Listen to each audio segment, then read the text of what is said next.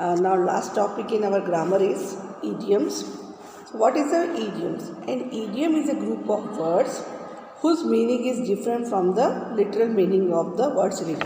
Means जो जैसे suppose a piece of a cake, this is an idiom, लेकिन इसका मीनिंग क्या होगा? ऐसा नहीं कि a piece of cake means एक पीस केक का एक पीस, इसका मीनिंग कुछ और निकलेगा, है ना. It has a hidden meaning, इसका मतलब कुछ और निकलेगा. ठीक है. Some idioms and their meanings are given below with example sentences. First is a piece of cake. जैसे मैंने आपको बोला, तो ऐसा नहीं है कि केक का एक पीस हो गया. पीस ऑफ केक मतलब आप समझो कि केक का पीस, ऐसा नहीं. इसका मीनिंग है एन ईजी और प्लीजेंट टास्क, मतलब ईजी काम. सो इसका सेंटेंस कैसे बनाओगे? The spelling test was a piece of cake for Arvind. मतलब उसका जो टेस्ट था वो उसके लिए बहुत ईजी टास्क था. So the spelling of test was a easy task for her. So जो वर्ड्स है इडियम, इसका मीनिंग कुछ और ही निकलेगा, है ना. सेकेंड, जैसे know something inside out, to know everything. ठीक है, मतलब किसी चीज़ की फुल जानकारी.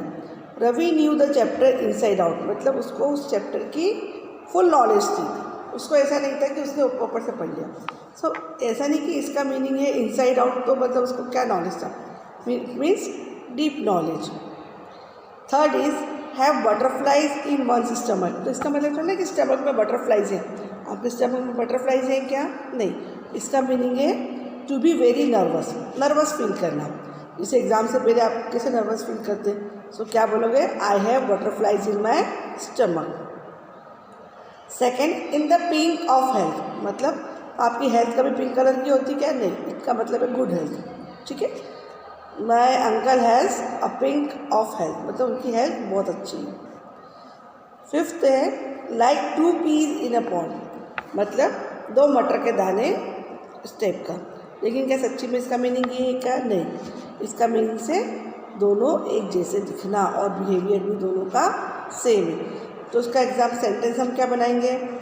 रोहिना और उसकी twin sister Deepali are like two peas in a pod. वो दोनों बहनें ऐसे हैं जैसे एक पॉड में दो मटर के दाने. फिर है on top of the world, मतलब वर्ल्ड का भी होता है, उसके टॉप पे आप जा सकते हैं क्या? नहीं. इसका मीनिंग है extremely happy when you get something important gift और लाइक एनीथिंग. सो आपका हैप्पीनेस जो होता है वो बिल्कुल दी एंड पर होता है, extreme happy. When Kapil one the geography quiz contest he was on the top of the world. ऐसा लगता है कि हम संसार के सबसे ऊपर है, इतनी खुशी होती है. सी आई टू आई, एक दूसरे की आई टू आई से देखना. हैव द सेम ओपिनियन, मतलब हम लोग का सेम ओपिनियन. रवि और हितेन का आई टू आई था regarding the sharing of story. किसी चीज़ को हमने शेयर किया तो हम दोनों के व्यूज़ क्या थे? आई टू आई, एक जैसा. फिर है स्पिल द बीन्स, मतलब बीन्स क्या होते हैं? दाने. उनको स्पिल देना, बिखेरना. इसका मीन्स है tell a secret to someone who is not suppose to know. ठीक है, किसी को सीक्रेट बताना जो उसको पता नहीं. फिर है जैसे इसका हम करेंगे, राशि spill the beans by telling Sunil. राशि ने पूरा अपना सीक्रेट सुनील को बताया. फिर है take the bull by the horn, बैलगाड़ी को हॉर्न समेत उठाना. ठीक है, मतलब किसी सिचुएशन को, डिफ़िकल्ट सिचुएशन को हैंडल करना. तो उसका मतलब होता है inspector took the bull by the horn. Inspector ने उस कठिन सिचुएशन को अपने हाथ में ली. And decided to arrest the minister, मतलब बड़े काम करने के लिए आपके लिए इतनी हिम्मत होना, मतलब तो सांड का सिंग पकड़ना, उसकी जैसा टफ काम हुआ ना. 10th है eight the drop of a head, मतलब विदाउट डिले. जैसे मैंने आज आपको कुछ भी काम दिया तो विदाउट डिले आपने वो काम कर लिया, बिना देरी लगाए आपने वो काम कर लिया, तो उसको बोलते हैं at the drop of a head.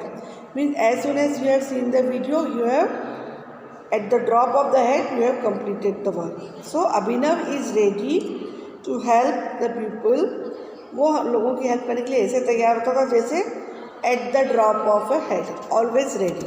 ठीक है. सो इस तरह से ये इडियम्स का मीनिंग, और ये आप ग्रामर कॉपी में भी कर सकते हैं. इडियम लिखो, उसका मीनिंग लिखो, फ्रेम सेंटेंस करो, ठीक है।